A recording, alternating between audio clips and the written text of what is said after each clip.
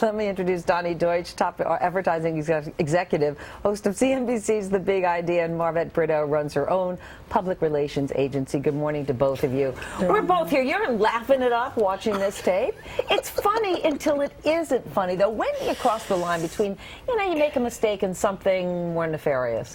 Sue Simmons, who's a delightful person, dropping the F-bomb, she's a human being. Guess what? We do it. It actually makes her more likable. If somebody ever said something, a racial slur, something that shows hate, like maybe Mr. O'Reilly, I think that could backfire on you. But, these little foibles, we're all human beings. It makes her endearing, believe it or not. You know what, though, Marvet? There were people who were saying she should be suspended. There are people who were upset and said, Sue is a role model. She's a newscaster, and you shouldn't have a potty mouth. Can it really impact? She's also built a 20-year career of integrity and character that we've grown a rapport with. They're like family members, extended family members. One small four-letter word shouldn't dampen or taint, the credible career that she's built.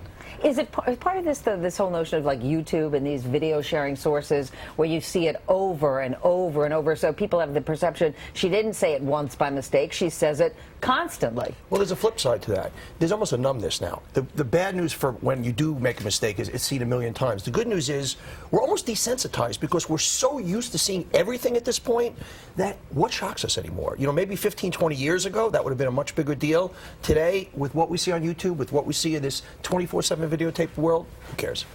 Marvet, she went on the air the next day, that night, I'm sorry, at 11 o'clock, and she apologized. She said, I said something I shouldn't have, and then she moved on. Was that the right way to handle the incident? Absolutely. She apologized and she moved on, and I think that we're endearing, like Donny said to her, based on the history and the career and the legacy that she's already built. She said a four-letter word, but sometimes we have to look at the fact that the news she's delivering is far more detrimental than the word, and we should really look at that and move past it. And like you said, it's global. Everyone's talking about it, but they're not talking about her being a bad person. They're talking about something that I think we all mistakenly have done at some point or another, saying something that when we didn't think anyone was listening, we might have been embarrassed about afterwards. Matt Lauer never uses that word. Oh, please, don't even start.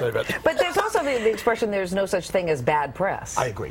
Interestingly enough, Sue Simmons, who's been around at Tomorrow's Morning for 20 years, in a strange way kind of piques a new interest. I wouldn't be shocked if NBC's local ratings the next day were up. Not that she's going to say that again. It just makes you curious. Guess what? She's real, she's interesting, she's funny, she's bawdy.